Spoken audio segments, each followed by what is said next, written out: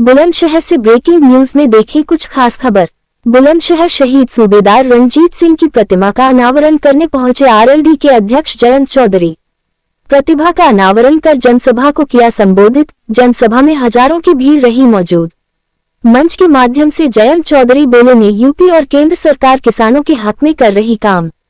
62 के युद्ध में शहीद सूबेदार रणजीत सिंह को बुलंदशहर की धरती से नमन। जयंत वंदे मातरम के विरोध बयान पर बोले, वंदे मातरम का सभी को सम्मान करना चाहिए, ये देशभक्ति की बात है। जयंत अपस्ट्रीम फाइल्स में मंत्रियों के नाम पर बोले कोई छवि खराब नहीं हुई, एकमात्र न माने से वह कोई आरोपी नहीं है।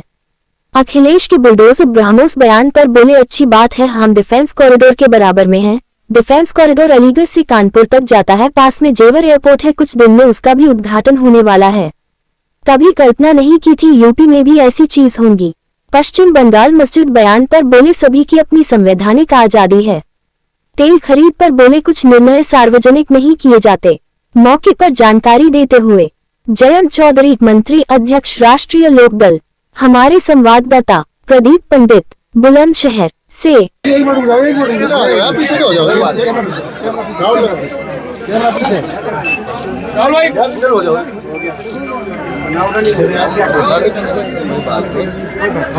एक परिवार के साथ फोटो पीछे चले। तुम उस साइड हो। मोगली पीछे चले, देख फोटो। अब इधर भाई पूरे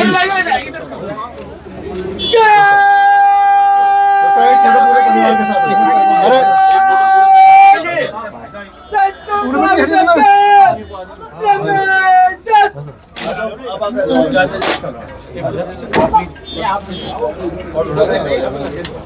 पीछे तो मोगली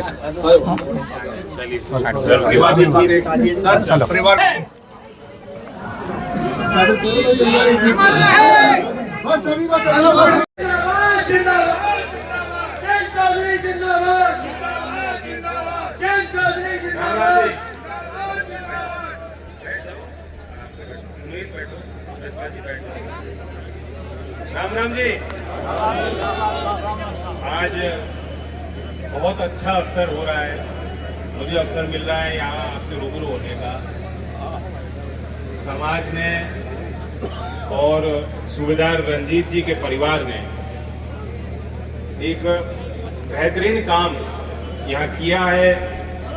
महावीर चक्र विजेता, अपना सब कुछ न्यौछावर करने वाले, देश के लिए इस माटी के लाल, आपके बीच के किसान सूबेदार रणजीत जी को मैं अपनी श्रद्धांजलि आज आपके बीच में उपस्थित होके मैं अर्पित करना चाहता हूं। बहुत शुभ अवसर है कि उनकी मूर्ति बहुत प्यार से आप सबने लगवाई है। पूरे क्षेत्र में एक अच्छा सकारात्मक संदेश आपने दिया और ये चीजें, क्योंकि ये आज बुलंदशहर में आए हैं। एक मिनट। और बुलंदशहर में भैया नीचे कर लो थोड़ा एक थोड़ा नीचे।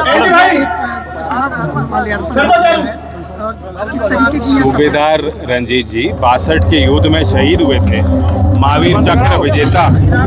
आज उनका नमन किया है, श्रद्धांजलि उनको दी है और उनकी स्मृति में यह कार्यक्रम पूरा हुआ और मेरा सौभाग्य है कि इस अवसर पर मैं उपस्थित हूँ। उनकी मूर्ति का अनावरण।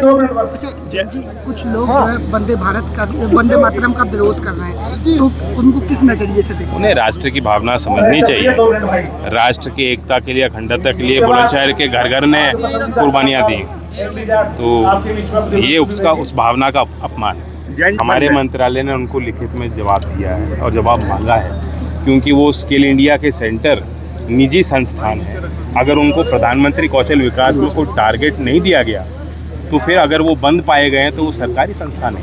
तो इसलिए वो खबर की रिपोर्टिंग कुछ गलत थी और जो स्पष्टीकरण कोई खबर बनाता है तो स्पष्टीकरण भी मांगा जाता है। मंत्रालय से विधिवत उन्होंने वो नहीं मांगा। जयंत जी, पंचायत चुनाव को लेकर क्या नजरिया रहेगा? भाजपा से आपका गठबंधन है, अभी चुनाव हो जाने दीजिए, घोषित डिक्लेयर होने दो। अभी डिक्लेयर हो जाने दीजिए। हमने एक कमेटी बनाई है और वो कमेटी ने दौरा भी किया है, हमारे लोगों का मन भी लिया है और संगठन को दुरुस्त करने के लिए लगातार वो कार्य कर रहे हैं। अखिलेश जी कह रहे हैं केंद्रीय मंत्रिमंडल के नाम मंत्रियों के एब्स्टीन फाइल में आ रहे हैं, मतलब पूरी भारत सरकार की छवि खराब हो रही है। एकमात्र नाम आने से छवि नहीं खराब होगी, क्या संदर्भ है और किस विषय पे उनका नाम आया है, किसी ने कुछ लिख दिया, क्या वो किसी भी क्राइम में वो शामिल है, नहीं है। तो ये अटकलें लगाई जा रही हैं और विपक्ष का काम होता है वो अपना काम कर रही है विपक्ष। मैं उस पर ज़्यादा और कोई टिप्पणी नहीं देना। अच्छा जैन जी, अखिलेश जी कह रहे हैं कि पहले बुलडोजर चल रहा था, अब ब्रह्मोस चलेगा, उसको लेके क्या है? बहुत अच्छा है, डिफेंस कॉरिडोर के हम बगल में हैं और ये डिफेंस कॉरिडोर अलीगढ़ से शुरू होता है, कानपुर तक जाता है, नया निवेश हो रहा है। जेवर में आपको पता है एयरपोर्ट का उद्घाटन होने जा रहा है, साथ RRTS का उद्घाटन होने जा रहा है जो मेरठ की कनेक्टिविटी दिल्ली से, और साथ ही semiconductor industry, data centre industry, जो कभी हमने कल्पना नहीं की थी कि यूपी में भी ये चीज़ें होंगी, आज उनका निर्माण होने जा रहा है। 3700 करोड़ का HCL और फॉक्सकॉन का जो जॉइंट वेंचर हो रहा है, बहुत जल्दी उसको हरी झंडी मिलेगी। जनरल नरवणे साहब की किताब की नहीं बोला जा रहा है, जनरल नरवणे साहब की किताब पर भी ये कहा जा रहा है कि वो प्रकाशित नहीं हुई, यानी कि ये कहा जा रहा है कि अगर आप आए नहीं तो खबर ही नहीं है। नहीं, आपने पढ़ी है क्या?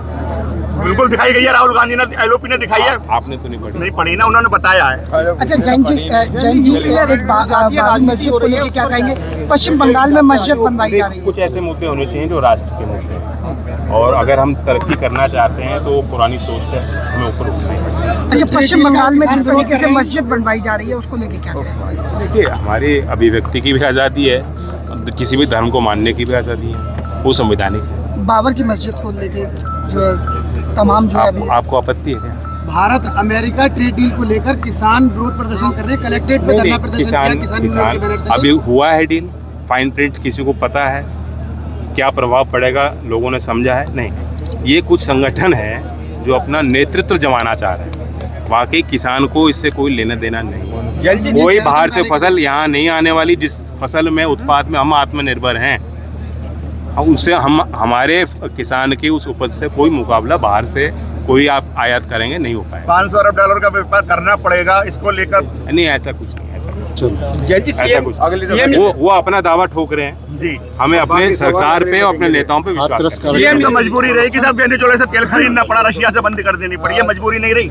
नहीं, आप क्या भारत सरकार तेल खरीदती है? आपको पता है कि वो व्यापार भी निजी हाथों में है। जो हमारा स्ट्रेटेजिक रिजर्व है जो भारत सरकार, वो भारत सरकार फैसले ले रही है। कई पहलू होते हैं, सारी चीज़ें बाहर नहीं चर्चा के विषय नहीं होते, लेकिन कोई आलोचना करना चाहे तो जैन जी, CM योगी ने शंकराचार्य को लेकर बयान दिया है कि शंकराचार्य कोई भी ऐसा नहीं हो सकता, ये बहुत सम्मानजनक पद है, और समाजवादी पार्टी ने क्यों लाठीचार्ज कराया, क्या कहेंगे सर?